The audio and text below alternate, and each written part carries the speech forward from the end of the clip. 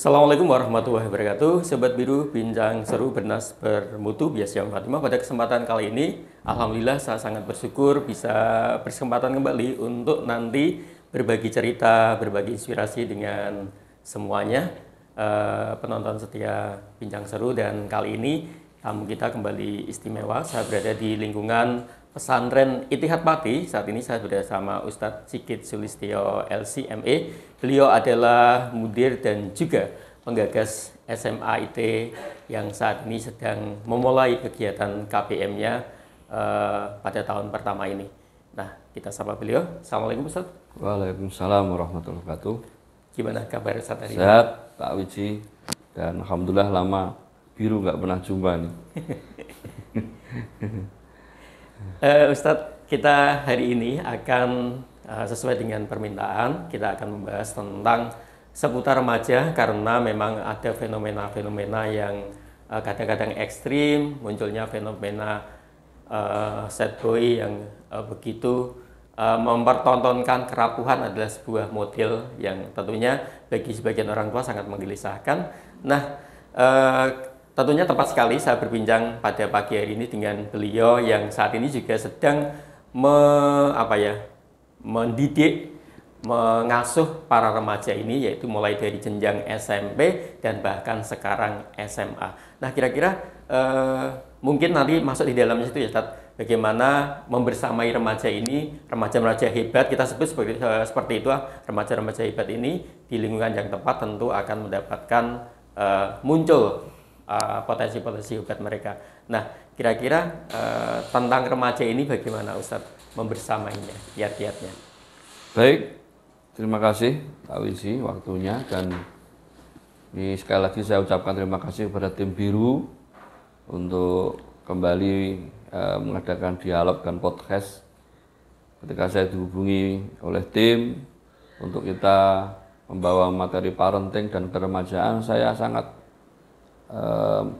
menyambut dengan senang hati, karena ini hal yang harus kita selalu kawal. Remaja ini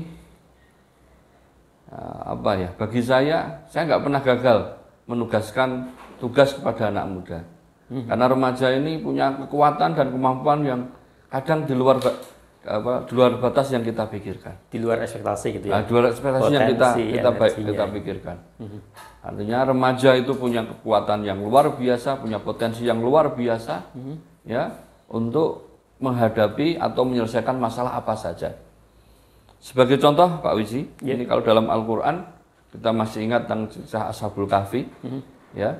Jadi 7 pemuda yang mereka, saya katakan tidak berontak, tapi menghadapi sang raja yang luar biasa dolimnya, ya, terkenal dolimnya, ya, yaitu Raja Dakyanus, ya.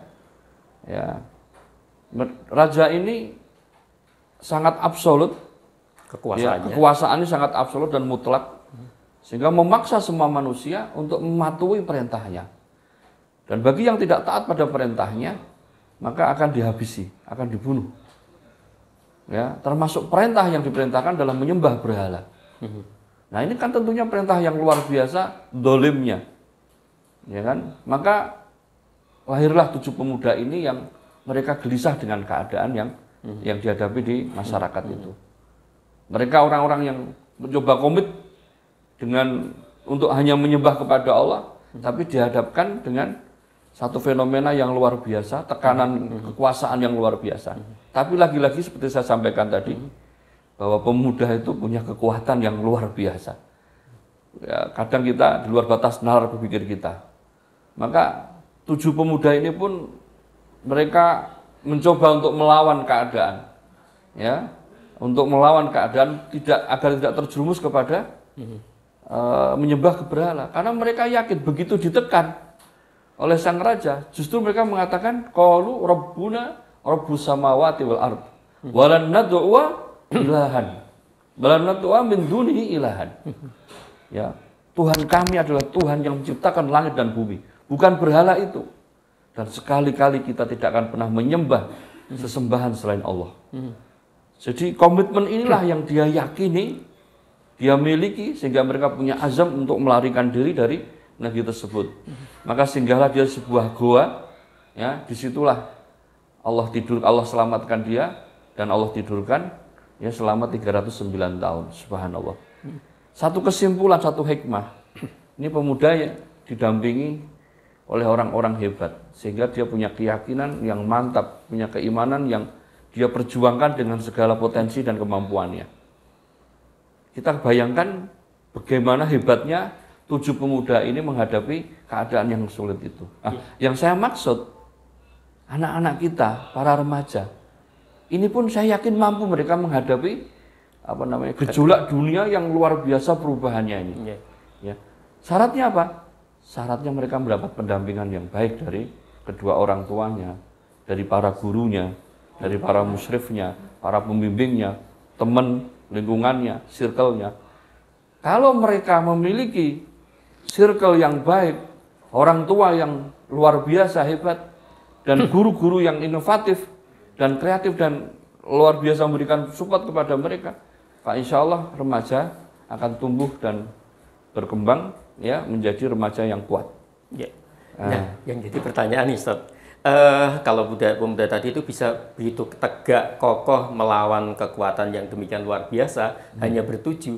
Nah, kira-kira bagaimana bisa menumbuhkan karakter seperti 7 pemuda tadi yang memang bisa menyuarakan Tuhan saya tidak seperti yang kalian maksud, gitu, atau yang raja maksud gitu. Nah, bagaimana membentuk pemuda yang punya sikap mental seperti tadi, dan bisa ya. Ini betul sekali Pak Wisi. Tadi saya coba buka literasi parenting ya di beberapa literasi kitab yang saya buka. Saya tertarik dengan satu tulisan yang dinukil dari sahabat Ali. Bagaimana sahabat Ali itu mendidik anak sampai usia remaja. Atau bagaimana sih kiat sahabat Ali mendidik anak-anak. Ini luar biasa. Memang banyak riwayat sahabat Ali ini konsisten di dunia pendidikan anak. Nah, di antara yang menarik, sahabat Ali membagi pendidikan anak menjadi 3 tahapan. Tahapan yang pertama adalah 0 sampai 7. Jadikan anak Anda seperti raja. 0 sampai 7, usia 0 sampai 7, jadikan anak Anda seperti raja. Artinya apa? Bukan dimanja, semua keinginan dikasih. Ya, mau makan apa saja dikasih, sehingga jadi obesitas dan gulanya mungkin tinggi. Enggak kayak gitu maksudnya. Tapi jadikan raja. Berikan kemerdekaan semerdeka-merdekanya. Karena raja itu enggak pernah salah. Apapun titahnya akan diikuti. Ya, diberi kesempatan untuk mengeksplor dirinya gitu, berekspresi gitu. Karena 0 sampai 7 itu anak-anak itu memang masanya masa untuk dia mencoba, dia pengen bermain dan mencoba, ya, dan memperhatikan dan seterusnya. Berilah ruang yang luas kepada anak Anda seperti Anda memberikan ruang yang luas kepada sang raja. Memuliakan, memberi motivasi, panggillah mereka Tuan, panggillah mereka kalau perlu sang raja kecil, raja hatiku, dan seterusnya. Sehingga anak ini punya mental yang support mental yang baik. Ya. Dan yang paling penting di usia ini kan usia eksplorasi anak-anak ya. Namanya anak tahu ini api, tapi dia penasaran panas nggak sih dipegang. Anak tuh tahu kolam ini dalam, tapi dia penasaran coba masuk. Ya kan? Ya, namanya anak. Maka pada usia 0 sampai 7 ini perlakukan mereka seperti raja. Yang kedua, nah ini maaf sebelumnya, satu saat sahabat Ali ketemu anak-anak kecil, maka anak-anak tersebut sahabat Ali memposisikan dirinya seperti anak pada naik di punggungnya lah ya, seperti kuda-kudaan gitu, kuda-kudaan gitu. Sahabat Ali pun dengan senang hati melayani mereka. Komposisikan beliau seperti kuda dan anak-anak seperti penunggang. Demikian juga Rasulullah SAW ketika Hasan dan Husain masuk di mimbar Nabi sedang khutbah Jumat, itu beliau pun pangku Hasan di kanan, Husain di kiri, sambil mengatakan inna auladakum fitnatun, anak-anak kalian itu akan menjadi fitnah. Artinya apa? Sekalipun ini mengganggu khutbahnya Nabi, tapi Nabi tidak pernah membentak apalagi mengusir Hasan dan Husain ketika mendatangi khutbahnya. Hanya beliau berpesan, Kalau Anda tidak pandai-pandai mendidik anak-anak Anda, ketahuilah anak Anda akan menjadi fitnah bagi Anda. Kita lihat bagaimana sahabat Ali, bagaimana Rasulullah SAW perlakuan anak seperti raja. Ya, maka tidak heran dalam usia 15 tahun sahabat Usama bin Zaid, Usama ya, itu sudah menjadi panglima perang. Ibnu Mas'ud sudah menjadi ulama, Ibnu Abbas sudah menjadi ulama. Karena apa? Mereka di usia 0 sampai 7 tahun ini mendapat perhatian yang besar dari orang tuanya, dari lingkungannya, dari para sahabat, dari Rasulullah SAW. Tahap yang kedua, menurut sahabat Ali, adalah usia 7 sampai 14 tahun. Perlakukan mereka seperti tawanan. Maksudnya apa tawanan? Ya namanya tawanan harus diatur. Dikasih tanggung jawab, dikasih aturan, tegakkan kedisiplinan. Ya, maka demikian juga kita mendidik anak kita. Begitu usia 7 sampai 14 tahun, ajarkan mereka tentang tanggung jawab. Ajarkan mereka tentang kewajiban. Ajarkan mereka tentang kedisiplinan. Konsekuensi. Mereka harus tahu hak dan kewajiban. Di usia 7 sampai 14 ini penanaman nilai-nilai seperti ini. Ya. Jadi sudah merambah ke kemandirian lah ya. Kemandirian. Jadi anak tahu betul ya kenapa saya harus sholat padahal usia ini mungkin akan baru mau wajib ya. Makanya Rasulullah SAW menyampaikan muru auladakum bisolah wa hum sab'ah sinin. Bukan orang usia 5 tahun suruh perintah sholat. Anak sholat 5 tahun biar bermain aja lah. Tapi untuk umur 7 tahun ini baru diperintah Rasul untuk sholat. Ya, wadribuhum wa hum abna'u asra. Pukul mereka kalau tidak mau sholat di usia 10 tahun. 10 tahun belum balik. Makanya benar sahabat Ali, usia 7 sampai 14 tahun ini penanaman nilai kedisiplinan, kewajiban, ya, tanggung jawab dan seterusnya. Termasuk mendidik sholat, termasuk melatih anak berpuasa. Ini di usia 10 tahun. Dan dia tahu konsekuensinya. Maka orang tua boleh memukul, walaupun sekali lagi pemukul ini bukan target pendidikan ya. Ketika ada komunikasi yang lain yang bikin anak itu lebih manut, saya kira tidak harus dipukul. Ya. Kenapa 10 tahun dipukul? Karena anak-anak belum balik. Balik kan paling 13, 14 ya. 13, 14. Artinya apa? Harapannya usia 7 sampai 14 tahun ini anak-anak sudah benar-benar tahu syariah. Tahu kewajibannya apa. Kalau ditinggalkan kena dosa, dia tahu, mulai tahu, benar-benar tahu. Begitu sudah balik, nah dia masuk fase berikutnya. Ya 14 tahun sampai berapa? 21 ya. 14 tahun sampai 21. Kata sahabat Ali, perlakukan anakmu seperti sahabat. Seperti teman. Ya. Tidak seperti teman. Ya sudah. Memang di usia ini anak-anak sudah balik. Sudah tahu hak dan kewajiban, sudah tahu tanggung jawab. Maka orang tua sudah berubah menjadi sahabat sekarang. Bukan lagi, maaf kata ya, justru kadang orang tua kan main perintah, main doktrin, main suruh, main tekan, sudah terlambat. Kalau Anda mau mendidik itu di usia 7 sampai 14. Tapi kalau sudah 14 sampai 21, ya kita berkawan. Sehingga anak dengan orang tua itu suka bertukar pikiran. Orang tua punya keinginan disampaikan kepada anaknya. Orang tua punya harapan disampaikan kepada anaknya. Anaknya mencoba merespon. Ya, kalau toh kita berseberangan dengan ide anak, kita boleh usul dengan dialog-dialog, dengan momen-momen yang diciptakan. Karena sekali lagi nggak ada kawan menekan, nggak ada. Ya, kawan itu ya sharing, kawan itu ya bertukar pikiran. Ya, kawan itu ya sepemikiran gitu. Ya, setara. Walaupun anak sudah kita bekali adab dari kecil, maka dia tahu sekalipun kita memperlakukan mereka seperti sahabat, tetap mereka tahu kalau kita orang tuanya.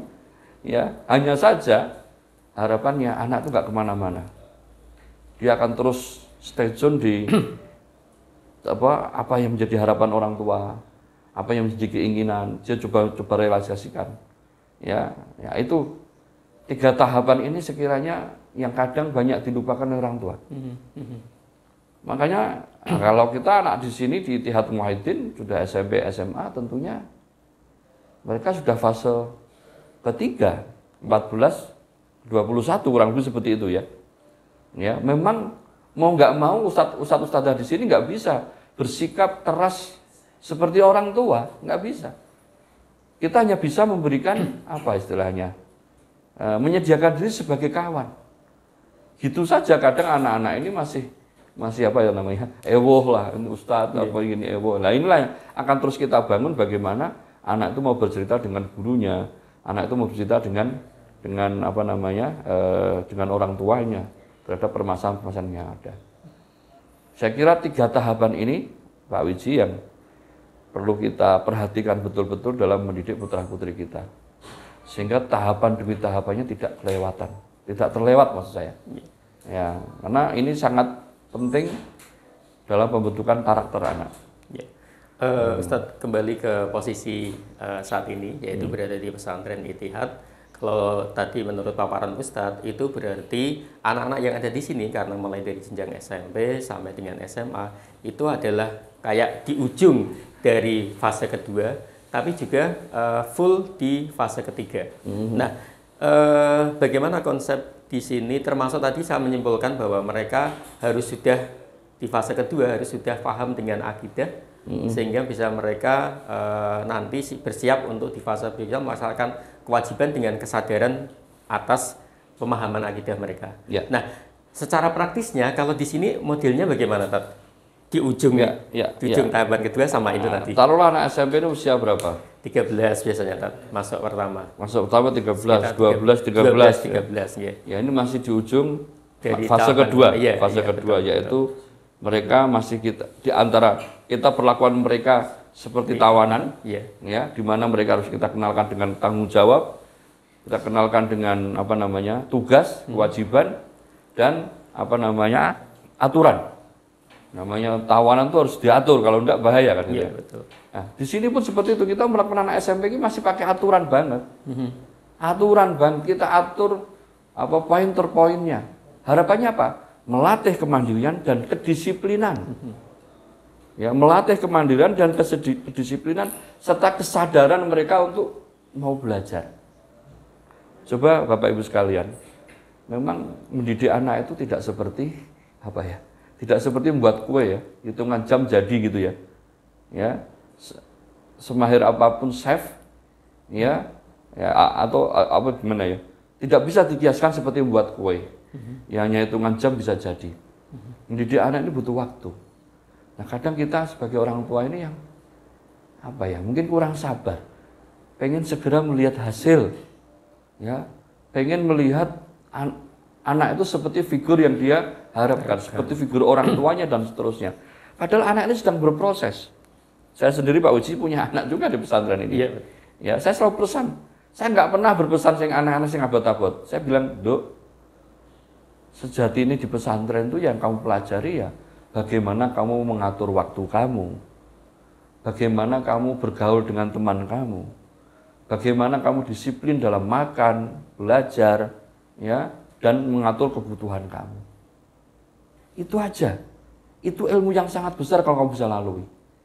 Nah, setelah itu kamu belajar untuk bagaimana menemukan cara belajar yang tepat. Saya nggak banyak. Jadi hanya kamu laundry atau enggak, Dok? Enggak, Bah, kalau berat-berat saya laundry misalnya ya. Tapi yang sederhana ya saya cuci sendiri, bagus. Jangan lihat iki nyuci sendiri berat atau enggak, tapi itu bagian dari pembelajaran.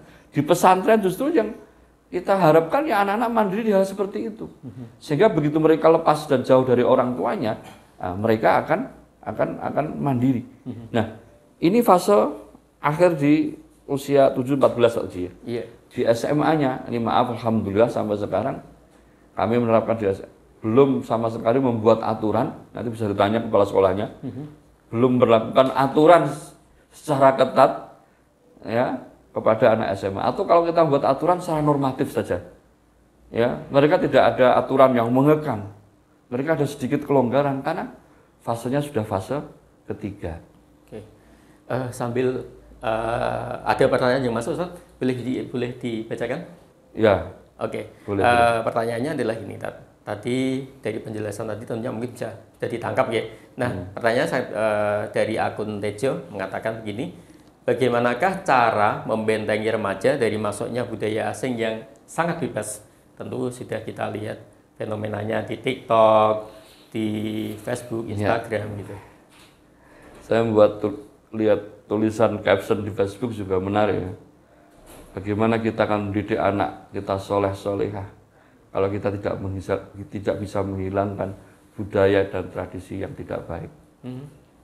Artinya ini tantangan kita sekalian, tapi saya hakul yakin tahapan pendidikan sahabat Ali tadi kalau kita perlakukan, anak punya imunitas, ya imunitas yang sangat baik.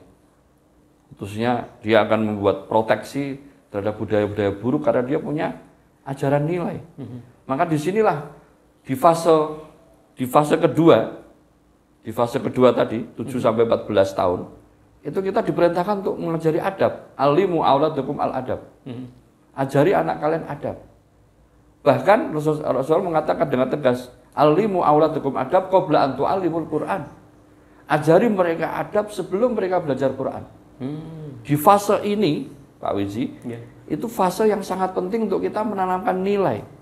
Tidak hanya kedisiplinan dan aturan, tanggung jawab dan konsekuensi, tapi juga adab. Ya, harapannya apa? Begitu mereka fase remaja, ya, yaitu di usia 14 sampai 21, maka dia sudah tahu mana yang baik, mana yang buruk. Ya, dia punya imunitas yang tinggi. Ya, kalau toh qadarul masa dia harus terjerumus pada suatu kesalahan, dia sangat mudah untuk kembali, kan dia tahu ini kesalahan. Ya, dan kita nggak bisa menafikan begitu lingkungan globalisasi yang begitu luar biasa mengancam anak-anak kita. Namun kalau kita jalankan tahap-tahapan pendidikan, ya, dan kita bersabar, menemani mereka sebagai orang tua dan sebagai guru misalnya, maka insya Allah anak punya imunitas yang baik lah untuk memproteksi diri dari budaya baik dan buruk. Tentunya itu semua juga kita mohonkan kepada Allah SWT, ya, agar Allah menjaga, ya, anak-anak kita dari budaya-budaya yang tidak baik. Mungkin itu Pak Usi. Ya. Jadi tadi bisa kita simpulkan bahwa tahapan kedua itu lebih banyak untuk menyiapkan anak-anak menjadi makhluk sosial yang nanti memang bisa hidup bermasyarakat, hidup berjamaah dan seterusnya, dan salah satunya mungkin pesantren ini bisa jadi solusi ya, karena mereka bisa bertemu dengan kawan sebaya dengan berbagai latar belakang sehingga punya kesiapan mungkin ya untuk salah satu kurikulum SMA kita. Ini saya memang mengawal secara serius ya. Alhamdulillah sekalipun kita belum banyak, baru bersepuluh anak, tapi ekspektasi saya mulai kelihatan. Harapan saya Pak, memang anak kita saintis. Kita mengharapkan anak kita itu dengan passionnya, ya, dia akan menjadi seorang teknokrat yang berakidah shahihah. Hanya saja seorang teknokrat yang paham akidah shahihah, yang paham agama. Sehingga di 6 bulan pertama kita bekali bahasa Arab, ya, dan bahasa Inggris ya, 70% bahasa Arab, 30% bahasa Inggris. Harapannya apa? Anak nanti itu berkembang menjadi seorang teknokrat yang benar-benar paham agama. Karena kalau hanya sekedar teknokrat saya kira banyak lah. Ya, seorang ahli saintis yang itu banyak, tapi seorang ahli saintis yang sangat paham agama, nah ini yang kita harapkan. Terbukti apa indikatornya? Alhamdulillah dalam waktu 1 semester sudah berlalu ini, saya sendiri coba ngajar kitab mereka dengan mudah sekali ya, menerjemahkan kitab-kitab dalam bahasa Arab. Artinya kalau mereka sudah mampu menerjemahkan kitab bahasa Arab, itu kan akan mewarnai cara berpikir mereka. Kitab fikih yang notabene basisnya adalah hukum-hukum syariah. Ketika mereka baca, mereka akan terwarnai tentang bagaimana sih syariat itu. Ketika mereka belajar akidah, dia paham bagaimana sih akidah yang benar itu. Maka harapannya ketika mereka terjun nanti di dunia perkuliahan yang benar-benar sudah luar biasa bebasnya itu, mereka punya proteksi yang baik.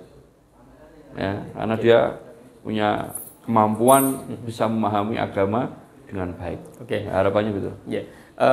Kalau saya simpulkan sedikit, jadi tentunya yang diceritakan oleh beliau tadi dengan pesantren yang beliau saat ini kelola, yaitu jenjang SMP dan SMA, itu sangat sangat solutif gitu ya, Tat, untuk membantu orang tua yang tadi mungkin kesulitan di tahap 2 dan 3 dalam proses mendidik anak tadi. Nah, namun demikian, Tat, saya lihat ada pertanyaan yang cukup menarik. Salah satunya adalah memang pesantren itu sepertinya solutif untuk mereka, tapi mereka kadang-kadang masih dalam kutip ada yang ragu karena mungkin ada hal-hal yang kurang baik, yang meskipun tidak semua pesan gitu, hanya kecil sekali, tapi mereka punya persepsi seperti ini, Tat, bahwa ini dari Agung Sukim menyatakan banyak persepsi masyarakat yang bilang bahwa pesantren adalah tempat yang tidak aman, ada bullying, kemudian bahkan pelecehan seksual dan lain-lain. Nah, bagaimana Ustadz bisa dengan pengalaman yang saat ini bisa menjawab persepsi yang menurut mungkin salah ya, atau mungkin orang melihat dari mana-mana, tapi mungkin yang dialami Ustadz sendiri sebagai pengelola pesantren dan orang yang pernah belajar di pesantren, bagaimana Ustadz? Baik, fenomena itu tidak bisa kita nafikan, Pak ya. Kenyataan gitu ya. Faktanya ada. Saya nggak bisa menafikan. Saya hanya bisa bilang ini justru kita akan buktikan bahwa tidak semua pesantren itu ada bullying, ada pelecehan seksual. Ya, maka alhamdulillah di awal kemarin tahun ajaran baru kita coba sosialisasi dengan wali siswa, mendudukkan tentang konsep bullying itu apa.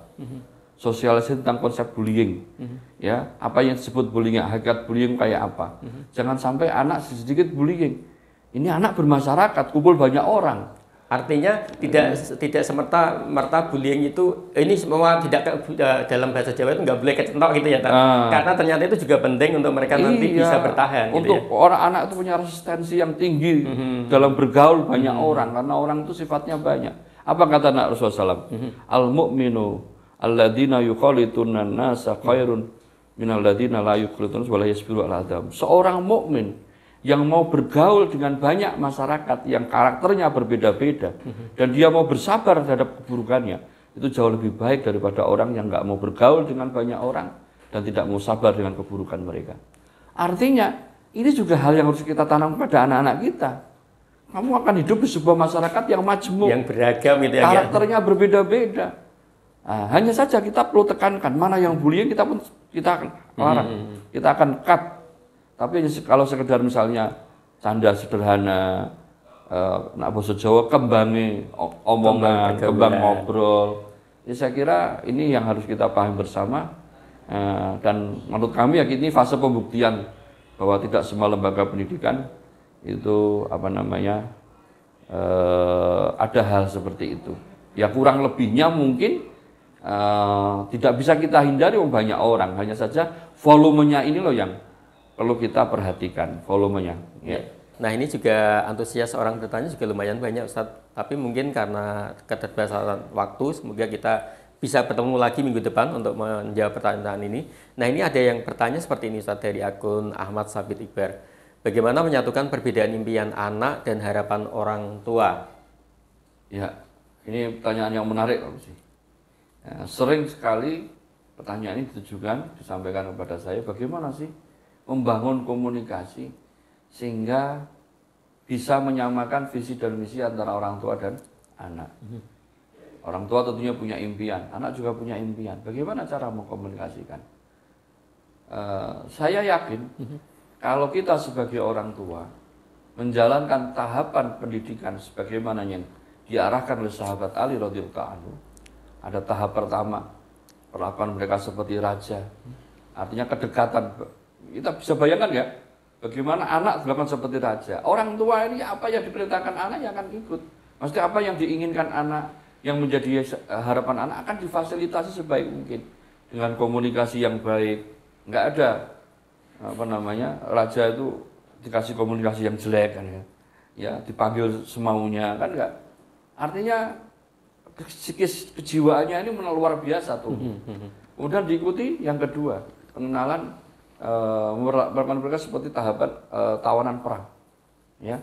Mereka dikenalkan dengan adab, hak dan kewajiban, kedisiplinan dan seterusnya. Ini pengawalan. Sampai kalau misalnya anak sudah menjadi remaja, kemudian orang tua punya keinginan, anaknya kan bisa secara otomatis, karena dia punya kedekatan emosional yang sangat tinggi, dia pun tidak akan jauh berbeda dari apa yang menjadi harapan orang tua. Nah, yang menjadi masalah, orang tua itu meninggalkan tahapan-tahapan ini, kemudian seolah-olah dia ketemu anak sudah dewasa. Lah yang telat itu gimana, Tad? Nah, ini yang repot. Apapun yang terjadi, kalau telat itu biayanya harus mahal, Pak. Oh gitu. Iya, ini ada kompensasi yang harus kita lakukan atas keterlambatan proses pendidikan atau tahapan pendidikan yang kita jalankan. Yang mungkin orang tua agak sedikit apa istilahnya, agak sedikit ngalah ya mungkin ya dalam berkomunikasi, karena ini kesalahan orang tua jelas. Kenapa tidak memperlakukan tahapan pendidikan seperti yang sahabat Ali tadi lakukan? Ya mungkin juga ngalah, bangun komunikasi yang baik, memberikan harapan, support. Ya apa yang menjadi cita-cita anak coba disupport dulu, kemudian dikasih arahan, dikasih opsi, dikasih pertimbangan-pertimbangan sehingga anak itu benar-benar memilih sesuatu itu dengan pertimbangan yang matang. Ya, mungkin seperti itu. Ya, tentunya tidak mudah ya kalau terlambat ini. Ya, itu ibarat ngukir keluar dari konsep. Kalau sudah keluar dari konsep, bagaimana ukiran ini? Mau diulang juga susah, ya kan? Mau dirombak, pasti akan rusak yang lain. Nah, seperti itu. Ya.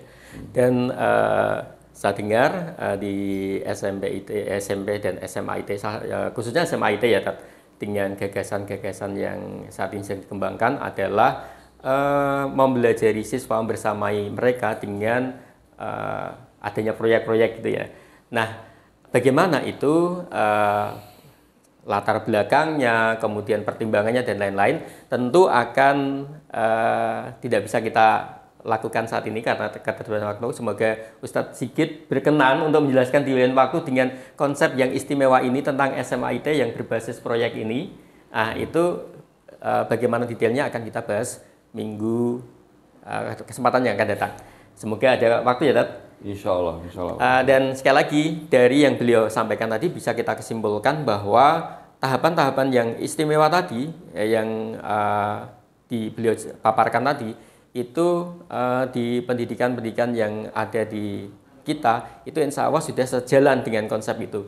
Maka bagi Bapak dan Ibu sekalian, memang sekali lagi memang pendidikan terkesan mahal ya, Tad. Tapi ternyata nanti menjadi murah ketika mereka nanti sudah dewasa dan memetik hasilnya gitu ya, dibanding dengan pemenuhan-pemenuhan kebutuhan yang kursus macam-macam yang luar biasa banyaknya gitu ini ya. sedikit tahu sih, ini gitu hanya kata hikmah aja. Saya dengar dari seorang orang tua.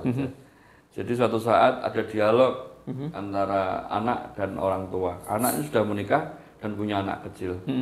Ya, kata simbahnya ini bilang gini, "Le, nak nukokno susu nggo anakmu sing larang sisan sing apik."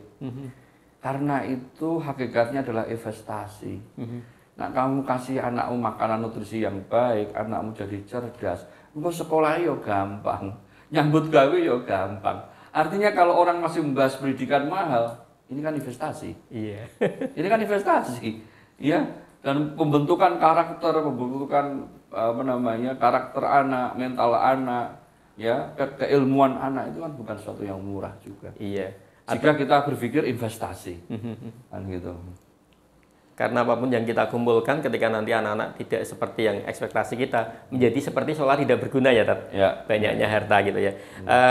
Demikian Sobat Biru, sangat menarik tentunya kesempatan yang akan datang masih kita kita tunggu. Jangan lupa untuk Bapak dan Ibu sekalian, kalau tertarik dengan konsep yang tadi ditawarkan bisa lihat di web kami